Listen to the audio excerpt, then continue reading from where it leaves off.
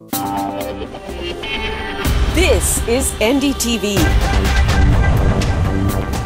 and you're watching NDTV Prime.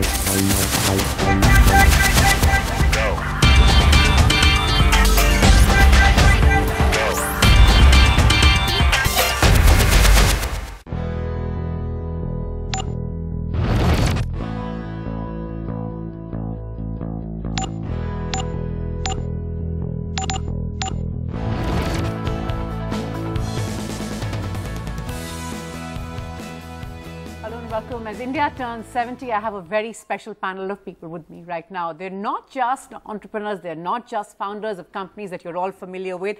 They are, in a sense, in my opinion, the makers, some of the makers of modern India. Let me introduce my panel to you right away. I'm joined by Anu Acharya from Hyderabad. She's founder and CEO of Map My Genome, a DNA testing startup. Also with me in Delhi, Abhiraj Bahel, founder and CEO of Urban Clap, a mobile service marketplace. Prashant Tandon, founder and CEO of 1MG, a digital health startup. And Nishant Patni joining us from Jaipur. He's the founder and CEO of Culture Alley. It's a language learning company. Thanks all so much for taking our time to be with us on the program. Anu, let me just start by asking you about, the idea. When we talk about making a modern India, we of course are still not clear what modern India is going to be all about, but we have some idea of the kind of India that we'd like to create. How does an entrepreneur really fit into this? How do ideas like all of you have fit into this game plan? What do you believe is going to be the big ticket contribution of India's entrepreneurs into creating the India of our dreams? Ideas for most entrepreneurs come when, one, you have some background, based on your education, based on what you have experienced in life. But second is to identify a problem that, there are others can't see the same way that you do. But the third is that, once these ideas come, to start thinking about completely out-of-the-box ideas to be able to solve it, not necessarily in the way that a lot of other people would have particularly solved that problem. So I think, that's the way ideas normally come about. Abhiraj, when we talk about out-of-the-box ideas, how important is it? Because, there are all those who say that, if you can't improve it, then just copy it. We've seen a lot of that happen in India. I guess that is par for the course as well. But does consciously an entrepreneur have to keep that in mind that, it's got to be hatke, it's got to be new? And I would imagine that really is a big challenge because it seems, at least at the moment, that it's already been thought of. So I think a couple of things that are important here. One is to realize that India has lots and lots of problems. And many of them will get solved through entrepreneurship. There is only that much that the government can do. Some of these problems are unique to India and therefore will need solutions that are completely unique and have never been done anywhere before. And some of these problems have in some shape or form been tried and solved, and they have to be Indianized, but they need not be completely... Go back to the drawing board. Really. Exactly. Okay. New solutions. I don't think there's anything wrong in taking inspiration or to that effect, trying to Indianize a playbook that has worked elsewhere in the world, as long as it makes fundamental first principles sense. What often happens is that entrepreneurs take business models that have worked overseas, which don't fundamentally make sense for India, and try to implement it in India, which don't fundamentally solve any problem. That I think is wrong. But as long as there is a large enough problem that needs to be solved, if it's completely Indianized, great, go for India first solution. If it's a problem that the rest of the world has seen, and if you can actually learn from the rest of the world, take best practices and Indianize the playbook, then do that. Okay. Prashant, but you agree that, often we see a copy-paste idea, the point that Abhiraj is making doesn't necessarily work. It doesn't sort of, in certain areas in the startup community, we've seen that. But do you see enough entrepreneurs? I mean, you are, of course, those who have stayed one step ahead of the game. But do you see enough entrepreneurs sort of doing this consciously? Because entrepreneurship is so sort of mainstream and, it's just so much, it's so fashionable, it's so cool. So I think it's par for the course. You'll have all kinds of players in all kinds of spaces, and I think as Abhiraj also mentioned, no harm in not reinventing a wheel that has been made pretty nicely elsewhere. Having said that, you have to figure out whether it will roll on your roads. And what we did see over the last few years is there are cycles of boom and bust, and when capital is cheap, people typically go for what sounds like an easier solution and do not apply. They try to solve problems using capital rather than solve problems using, as mentioned earlier, first principles. So problems are problems and they need to be solved in the context of the problem. Now, the tools that you use, the models that you use, whether you need to invent them specifically or you need to just bring the best out there and put it together for your consumer and your needs. I don't think it really matters as long as you can solve the problem. So I think it's about staying true to those basic first principles and not trying to just solve problems that don't exist or try and solve for solutions or, perhaps or solve with mechanisms that don't solve the problem. Which basically throwing money at a problem doesn't make it go away. And that's an interesting point. You just mentioned, Abhiraj, I want to get you in at this stage. The point that Prashant mentioned, that capital is not the solution to any problem. Now, I think around 2 years ago, if we spoke to any entrepreneur and asked them, the young ones starting out, and what is the biggest challenge, capital was the first one. It was almost a no-brainer. But I've noticed that more recently those answers are changing. They're talking about, again, the whole thing about looking for that idea, looking for that problem and looking for a vacuum perhaps almost. So is there a shift, you think, in that sense? Is there? Absolutely. I think one is maybe 3, 4, 5 years back, the kind of companies that were coming about in India were more, first principles, large problems, basic infrastructure problems like e-commerce, which were very capital intensive. Now India has, over the last 5, 6 years, gotten used to online transactions, e-commerce. Companies are becoming smarter about the kind of problems that they're solving, and I would argue they don't necessarily need as much capital to scale up. Also, capital is no longer cheap. Capital is chasing much more first principles innovation. And therefore, it is important that your idea or your business model holds water. Anu, come in here at this point. Now, you are into genomics, a DNA testing startup. When we talk about the areas that India, of course, needs tremendous focus on, I think top will be education and health. This is undoubtedly the focus, and it's for the government. We haven't really seen too many entrepreneurs and startups in the last few years, but suddenly that seems to be changing, and you really are a pioneer. To all those who sort of would want to know, what does it take to go for something which is away from the pack, really, which is not something which the herd is doing? How do you do that? Because that will really, in a sense, change the India as we know it.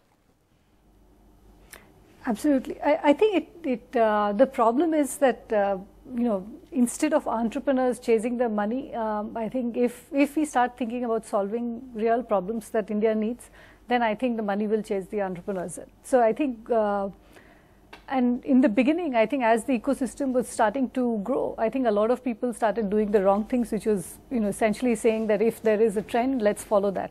But, entrepreneurs in the true sense would actually do something that can passionately solve a problem that they are working on. And I think, for me personally, it was about being able to solve something that, if you look at healthcare in the way it was at that point, you really couldn't solve it by just adding more hospitals and adding more doctors, because you couldn't add as many doctors as you wanted to.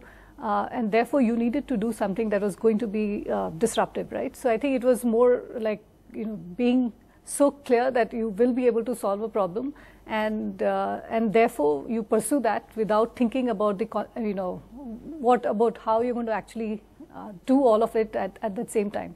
But eventually, I think once you start thinking about it, you have background, you build a good team, slowly that starts to change. And I think that's the way we've been able to build the companies that we have in genomics, by being able to believe that we can solve a large problem. And I think similarly there are lots of other entrepreneurs today that are also following that. And I think health is something that a lot of people actually do care about, because it does influence, it does affect all of us eventually. So a lot of times I think we have seen a lot of entrepreneurs who have been in other businesses, but eventually they do start to see that there is value in healthcare, because it is going to affect them, it is going to affect their families, and it is going to affect the people around them. So I think, once that reality hits, people will start to think about problems that we really need to solve. She said you identify a problem and you sort of believe you can fix it, and then you don't worry too much about the consequences. The rest will follow. That's easier said than done, isn't it? I mean, don't you sort of have sleepless nights when you were starting out, you know, that what will happen? Is there a plan B, C in place, or is that not important, or what about that? So one is lots and lots of sleepless nights, but I think the risk is significantly, overemphasized. Oh, is it? Yeah. I mean, what's the risk? Explain that. If you think about it, I don't know anybody who has died of entrepreneurship. People have died of crossing the road, but nobody's died of entrepreneurship, right? The worst is that you spend a few years of your life trying to solve a problem and you get nowhere and the company shuts down and you lose some money. But that doesn't really sound very bad, because at the end of those few years you would have a lifetime of learnings, a lifetime of experiences, and even if you were to go back and get a job for yourself, you would, a lot of employers would hold you in good stead. We have a lot of entrepreneurs who work at Urban Club and they have been phenomenal. And I have never looked at them as employees. Yeah, I've always looked at them as team members and co-partners. But that's true of entrepreneurship, I think, because within your community, within the startup community, failure is a good word. It's okay. You've experienced it. You've burnt your fingers. You perhaps know what not to do. Yeah. Which is great. Which is what sets it apart. Wouldn't you say so? Absolutely. See, fundamentally, entrepreneurs are risk takers, right? You are trying to do something that nobody has done before. You see a world that is in the future and you want to build towards it. There's always going to be risk. 99 out of 100 startups are always going to fail. That's what you sign up for. But if you think about the risk every single day, if you think about what if I fail, then you won't be able to get anywhere. You have to look towards the vision that you've set out for, march towards it, and hope for the best. And hope for the best. Wow. Risk taker, that appetite for risk is just fascinating. I know that I don't have it, which is why I don't have it for what it takes to be an entrepreneur. But that really sets them apart. Nishant, I'm told that you're finally back with us and you can hear us loud and clear. Thank you so much for your patience there. The weather gods, and there's so little we can do about it. Though here in Delhi this morning, we're not complaining. Finally, there is some respite. How long it'll last, of course, anyone's guess. But let me just fill you in. We've just been talking about what it takes to sort of create the India of our dreams, to build companies that are going to sort of change India's tomorrow, in a sense. Now, we know that the appetite for risk, Abhiraj has just spoken about that, is sort of something that's important.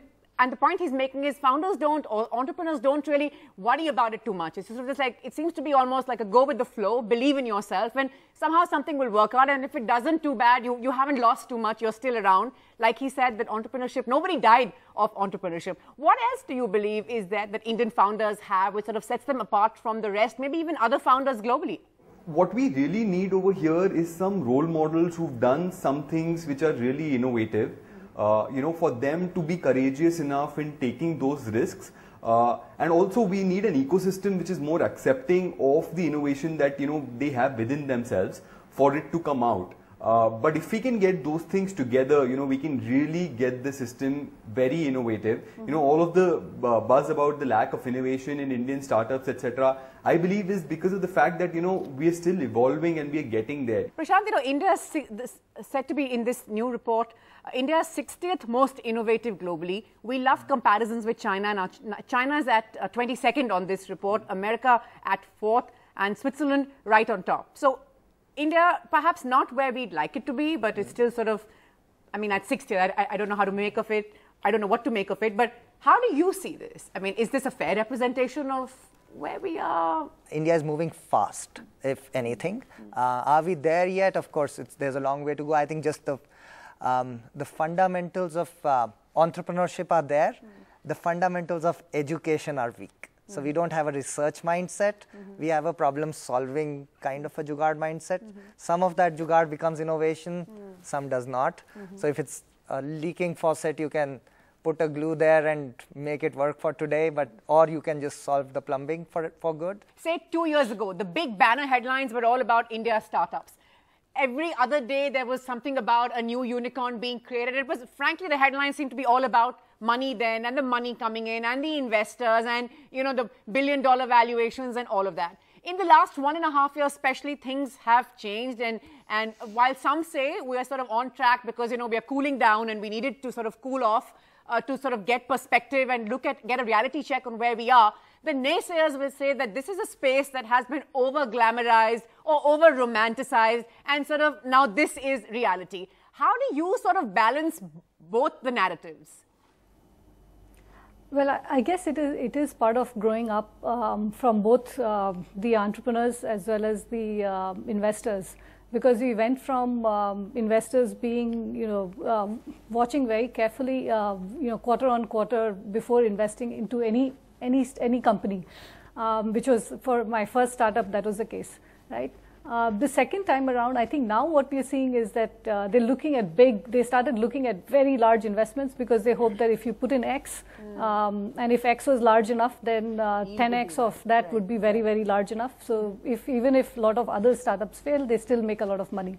Unfortunately, the math doesn't always work out that way. And I think maybe there is a realization that in the end, I think if you really want to see disruption, you have to invest in an idea that is likely to be truly disruptive, not just necessarily an idea that needs money today, which is 10X, but you need an idea that will probably likely to actually disrupt the way that things are done today. Absolutely, undoubtedly. Nishant, come in here. When the headlines are the way they are at present, how do you as an entrepreneur really sort of keep your head down and keep your focus? Because the news is always there's always doomsday predictions, it seems, from here on. I think a big part about what sets entrepreneurs apart from other businesses or other people in general is that discipline. And I think that becomes very crucial for now as well. It's all about being persistent. So you have to be persistent when there are headlines on, page ones of newspapers, dailies, and even when they're not. Or, when sort of investors are there behind chasing you, and even when they're not. Because the fact is that if you are persistent and if you are sort of adding your bit every day, your product will, show for itself. And especially in a consumer internet world that we are in, consumers in India really value good products and innovative products. And if you can do your bit, then investors will come around chasing you. At least that's been our experience. How do you sort of see the Indian consumer really? How difficult are we as consumers? How challenging are we? I think first of all, the Indian consumer, I sort of agree with Nishant. The Indian consumer doesn't care about, is the ecosystem going through a boom or a bust. They want value. And the Indian... The paisa vasool that we are famous Absolutely. I think a lot of people feel that Indian consumers don't pay. I disagree. I think Indian consumers pay, but they're very, very particular about value. And if you can show them the value and actually deliver the value, the Indian consumers pay. Now, of course, can we have a lot more consumers who are paying? Sure we can. At this point of time, we probably have 25-30 million Indians who fall into the middle and upper middle class who can truly pay and are sort of truly transacting online. And the hope is that over the next 10 years, this number will multiply itself and therefore will lead to a very large internet economy and overall a very large and healthy economy. But even now, I think the average Indian consumer is very discerning, very value conscious, and the pool is large enough to create large companies.